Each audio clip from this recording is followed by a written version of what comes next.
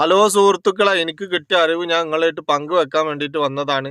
നമ്മൾ ആരും അറിയാതെ തന്നെ നമ്മളെ ശരീരത്തിലും നമുക്ക് രോഗങ്ങൾ നമ്മൾ തന്നെ ഉണ്ടാക്കി വെക്കുന്ന വഴികൾ പല വഴികളുമാണ്. പക്ഷേ എന്താ പറയാ, പിന്നീട് നമ്മൾ ദുഃഖിച്ചിട്ട് കാര്യമില്ലല്ലോ. എന്താന്ന് വെച്ച് കഴിഞ്ഞാൽ എൻ്റെ ഒരു സുഹൃത്ത് ഇവിടെ പിന്നെ അവനക്ക് വയറുവേദനയും ഛർദിയൊക്കെ ആയിട്ട് ഒരുപാട് ഡോക്ടർമാരൊക്കെ കാണിച്ച് അവനക്ക് തീരെ അസുഖത്തിന് ഭേദമില്ലാതായപ്പോൾ അവനങ്ങനെ നാട്ടിൽ പോയി കാണിച്ച് അങ്ങനെ കുറേ ടെസ്റ്റും കാര്യങ്ങളൊക്കെ ചെയ്ത് നോക്കിയപ്പോൾ അവനക്ക് വയറ്റിൽ ക്യാൻസറാണ്. ക്യാൻസർ വന്ന വഴി ആർക്കും അറിയില്ല. അവനൊരു മദ്യപിക്കൂല, ഒരു സിഗരറ്റ് വലിക്കൂല, ഒരു ദുശീലങ്ങളൊന്നും ഇല്ലാത്ത നല്ലൊരു വ്യക്തിയാണ്. അവനക്ക് എങ്ങനെ വന്നതെന്നുള്ളത് ഒരാൾക്കും അറിയില്ല. അവൻ്റെ വീട്ടുകാർക്കും അവൻ്റെ ഇവിടെയുള്ള കൂട്ടുകാർക്ക് പോലും അത്ഭുതമായിട്ട് തോന്നി എങ്ങനെ അവനക്ക് വന്നു എന്നുള്ളത്.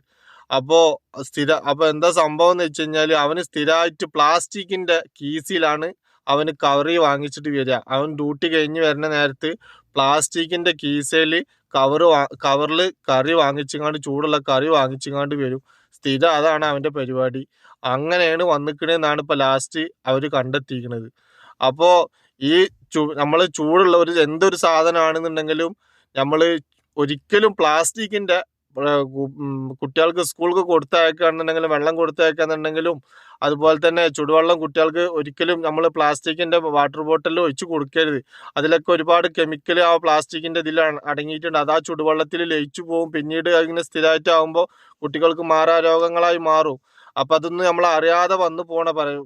ചിലവർക്ക് അറിയിക്കാനും, എങ്കിലും ഞാൻ ഇങ്ങനെ ഒരു അറിവ് കിട്ടിയപ്പോൾ ഞാൻ അത് നിങ്ങളായിട്ട് പങ്കുവെച്ച് എന്താ പറയാ, നമ്മൾ ശ്രദ്ധിക്കുക. നമ്മളെ മക്കളാണെങ്കിലും ആരാണെങ്കിലും നമ്മൾ അറിയാതെ പോയി ചെയ്യുന്ന ഓരോരോ കാര്യങ്ങളാണ്. അപ്പോഴത്തെ ആ ഒരു ധൃതിയിൽ ചെയ്യുന്നതാണ്. ഡ്യൂട്ടി കഴിഞ്ഞ് വരുന്ന നേരത്താണെന്നുണ്ടെങ്കിൽ നമ്മൾ എളുപ്പം വീട്ടിലേക്ക് എത്തിയിട്ട് ഇത് കഴിച്ചു പോവാ എന്ന് വിചാരിച്ചിട്ട് അവിടുന്ന് കഴിക്കാതെ പോണോണ്ടാണ് ഇതൊക്കെ സംഭവിക്കുന്നത്. അപ്പോൾ അറിയാതെ പറ്റുന്ന കാര്യങ്ങളാണ്. അപ്പോൾ അത് ഞാൻ അറിഞ്ഞപ്പോൾ നിങ്ങളായിട്ട് പങ്കുവെച്ചു. നല്ല അറിവാണെന്ന് തോന്നിക്കഴിഞ്ഞാൽ നമ്മളൊന്ന് ഫോളോ ചെയ്യാൻ മറക്കല്ലേ.